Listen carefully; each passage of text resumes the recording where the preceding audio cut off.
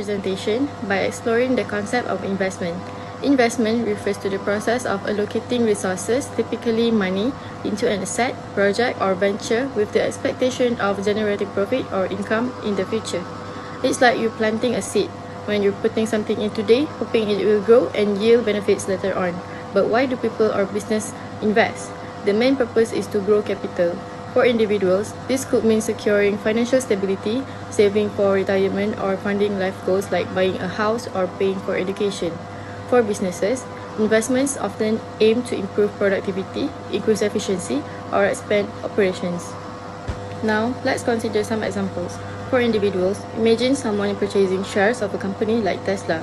They believe that Tesla's innovation and market leadership will cause its stock value to rise over time. That's an investment based on expected growth. For businesses, let's say logistic company decides to invest in electric delivery vans. The upfront cost is high, but over time, they expect to save on fuel costs, reduce maintenance expenses, and benefit from eco-friendly branding. This is an investment in improving efficiency and staying competitive. So, whether it's an individual or a corporation, the core idea of investment is to create a better financial. Next is the risk and return.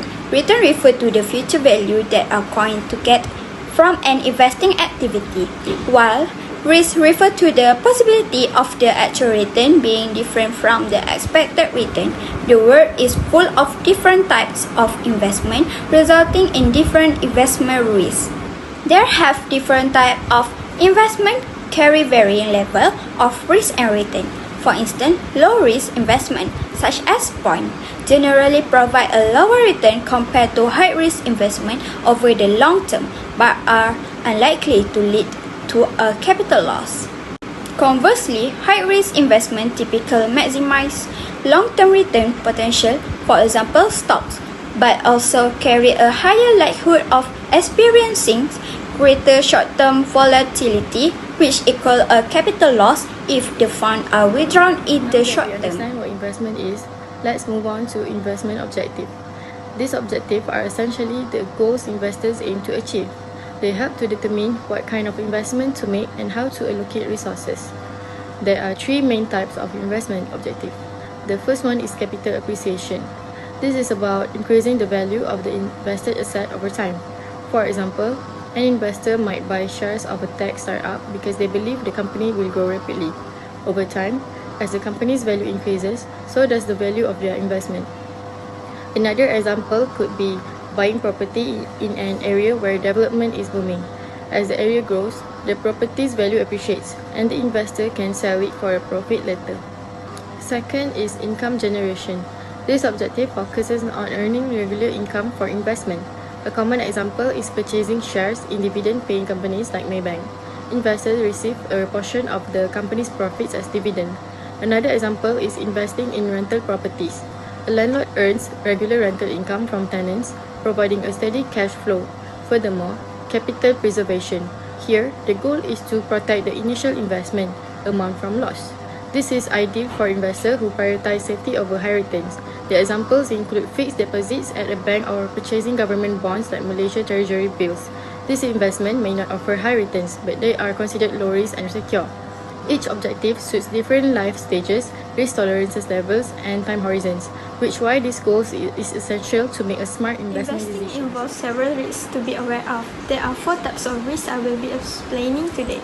Firstly, inflation risk occurs when your investment returns don't keep up with rising prices, reducing your purchasing power. Market risk, also known as systematic risk, affects all investment when the overall market declines, like being in a stormy ocean where everyone is impacted. Meanwhile, credit risk is the possibility that borrowers or company might fail to repay their debts. Lastly, interest rate risk happens when rising interest rates make existing bonds less valuable compared to newer ones offering higher returns. Understanding this risk can help you make smarter financial decisions. About investment ecosystem. There are 3. First one, financial markets, where there are platforms where buyers and sellers engage in the trading of financial assets, including stock, bonds, and derivatives. For example, stock exchange such as the New York Stock Exchange and Nasdaq, where equity are traded. Next, bond market, where debt securities are issued and traded. For the second one, regulatory bodies that are essential for maintaining the integrity and stability of financial markets, where there are established rules and regulations to protect investors and ensure fair trading practices. For the first one, example is Commodity Futures Trading Commission (CFTC) and Securities Commission to oversee capital market activities. Last, investment intermediaries act as facilitators between investor and financial markets. They play a vital role in channeling funds from those who have access capital to those who need it. Their functions include brokers to facilitate trades on behalf of clients by connecting buyers with sellers in the market. Moreover, investment banks to assist companies in raising capital by underwriting new debt and equity securities, as well as providing advisory services to mergers and acquisitions. Today I will present about major type of investment instrument. Actually, it says a lot. It has a lot, but I will explain 4 from that. First is fixed income security, which is bond. Fixed income security is debt instrument issued by government, municipalities or corporation to raise capital. Example like government bond and corporate bond. For bond, the risk is low and the return is moderate. Okay, and then secondly, equity stock. Equity stock is represent ownership in a company. Investor buy share and become part owner of the company. Example, common stock and preferred stock. The risk is high, also the return high. Okay, next, cash and cash equivalent. Cash and cash equivalent is low risk liquid investment. Example like saving account and money market account. The risk is very low. Also, the return is very low. Lastly, commodities.